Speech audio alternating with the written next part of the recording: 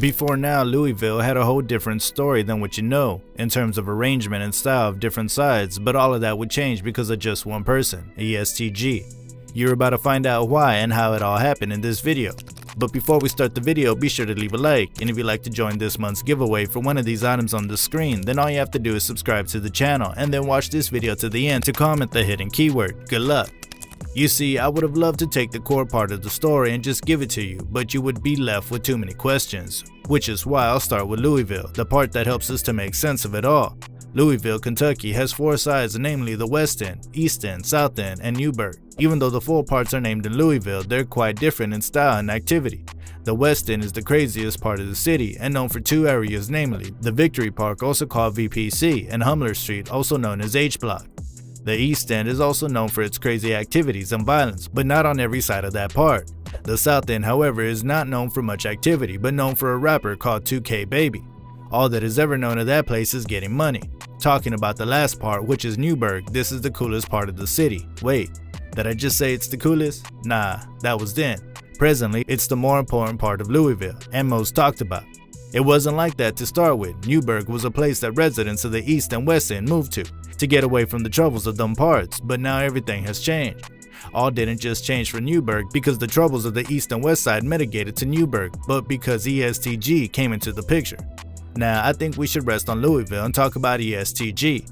George Albert Stone III, popularly known as ESTG, was born on May 11, 1994 in Louisville, Kentucky to George and Sheila Stone, and grew up in the Clarksdale Projects before moving to Newburgh in the 5500 block of Riata Drive. While growing up, he was a football star. He attended an all-boys school called St. Xavier High School. Yearly, St. Xavier offered scholarships to help the low-income students continue their education. At the time, there was a guy named Jeremiah Neal, who was a star footballer in Kentucky who also partook in the scholarship program. He was like a mentor to ESTG in high school because they both played football. Neal was a senior star football player while ESTG was a freshman star football player, which made sense for him to get a mentorship from him.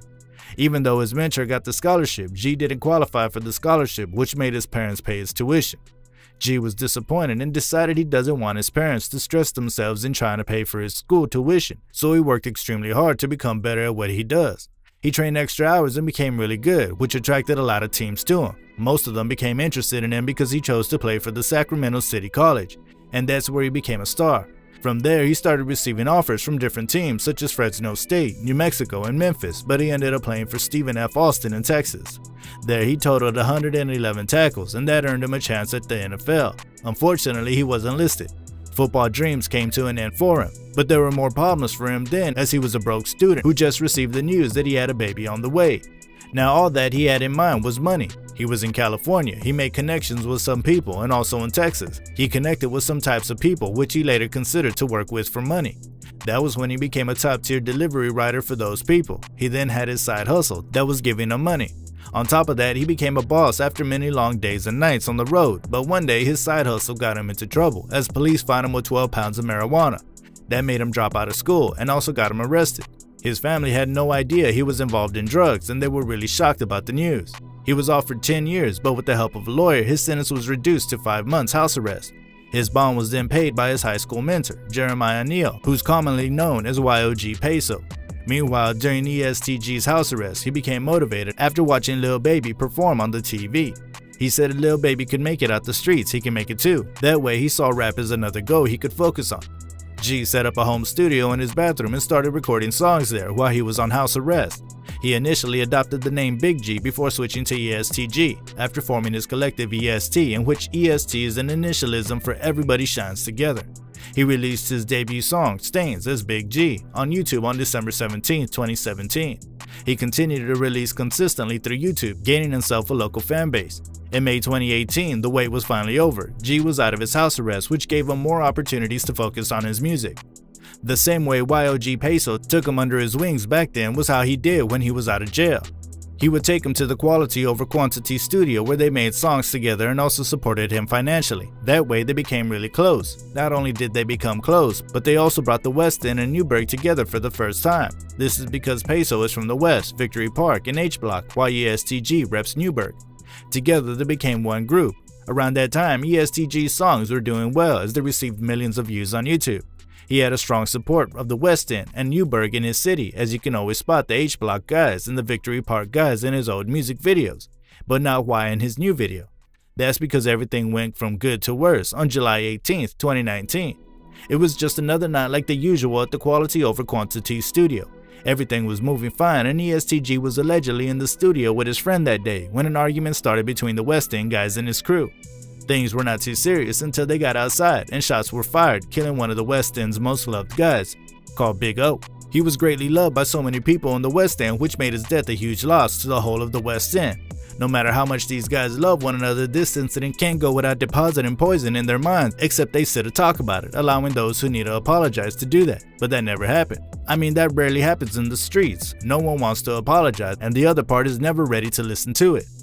That way, both groups split up that day. What then happened to the longtime friends? They had no choice but to rep their different hoods. Undoubtedly, both ESTG and YOG Peso love each other, and I think they still do, but being together at the end of something like this is only going to cause more troubles than it's about to cause. They became rivals and made their music separately. If that was the only problem splitting up will cause them, we wouldn't have any reason to be discussing this right now. Trust me, worse has happened. In September 2019, G dropped his debut mixtapes and began to have buzz all around the country. He got a feature from Sada Baby, who had to travel all the way to Louisville to shoot the music video with ESTG. Unknown to them that ops were waiting for them, they met at the location and did everything successfully, except that as they were about to leave, they were getting ambushed by ops who fired shots at them repeatedly. ESTG was shot 5 times, getting hit in the stomach 4 times and once in his left eye. His brother, who was also present, was hit in the leg. They were transported to a hospital, and G had to undergo different surgeries to get back his vision. After he totally regained most of his vision in his eye, he was discharged after 2 weeks. He rapped about the whole situation in a song titled Nathaniel Forrest, but after that things got really ugly between the West End guys and Newburgh guys. ESTG, however, lost his mom to leukemia after she had battled with it for a long time, and also lost his brother a week after his mother died. His brother died due to gun violence where he was shot 7 times. It's not clear if his brother's death has anything to do with the ongoing beef between his group and the West End, but his death sure looks like it. On August 14, 2020, Brandon Waddles from the West End was driving on that day with his 3-year-old daughter named Trinity when they became victims of an unfortunate incident. Brandon was a rapper who rapped under the name The Real Lil B. He had a buzz in the city at the same time. While he was driving with his daughter in the car to Jacobs, that's on the west, a man named Kevon Lawless from the east side pulled up and opened fire on them, killing both Brandon Waddles and his daughter. Kevin was arrested for the murder of the two and eventually got granted a $300,000 bail, which was initially set at $1 million. That $300,000 bond was paid by Nigel Talley, who was the vice president of A&R Alamo Records and also works with other big record labels including Atlantic Records. This particular case isn't 100% clear, as some rumor that the bail was paid by EST. If Nigel Talley paid it truly, it's still somehow connected to ESG because Nigel is, or was at the time, ESTG's producer. However, that incident made a lot of people wonder why a producer from New York would pay for a random guy like Kevon. That was because he was not in any way connected to EST before then. That made the police begin to connect the dots on that case, but they wouldn't get to the roots of the matter until later. On October 2nd, 2020, one of G's close friends named Austin Floyd was on the West End and he pulled up to a house on the 36th Street where he was shot dead. His death was a huge loss for Newburgh and ESTG in particular, as you can find Floyd in most of his videos hanging out with him almost every time. He's really loved by G, and he was someone he leaned on for emotional support, but once a life is taken, nothing can be done to bring it back. In the same month, on the 23rd in the same year, Reginald Johnson from the West End was driving in the East End on Highland Road when shots were fired at him. He couldn't be saved as he was later pronounced dead. Warren Freeman of Newburgh was arrested for Johnson's death, but for some reasons unknown to me, the case was later dismissed. The case keeps getting worse and worse, making Newburgh a different place entirely. In 2021, it's no longer the West End versus Newburgh as G has extended all over the city. While that was going on, the West End guys came together to become one gang and named their gang the Wolfpack. That's why you usually hear ESTG rap about dropping and doing all sorts of things to wolves in his songs. While all of that beef still truly exists, G never stopped making music or got affected by it at all. He was doing great as he collaborated with big artists like Lil Durk, 42 Dog, Lil Baby, Sada Baby, and others.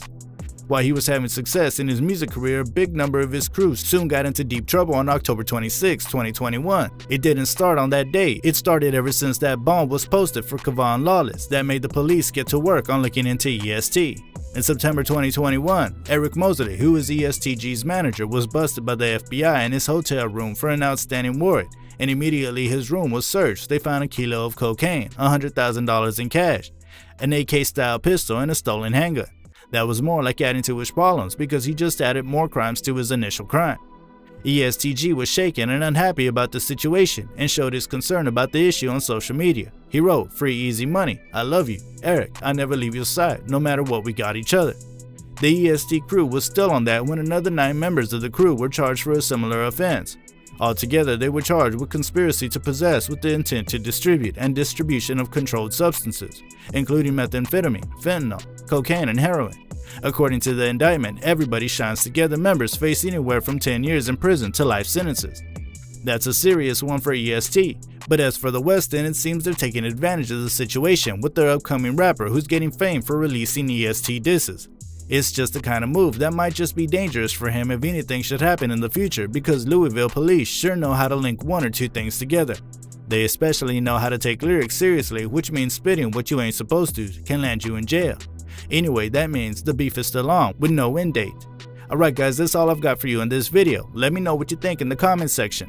Hey you like this video? Great, we've got another one for you that we guarantee you'll like, and all you have to do is click on the screen. It's free and without any hidden fees, but you have to click on it fast because this message is self-destruct in 5 seconds.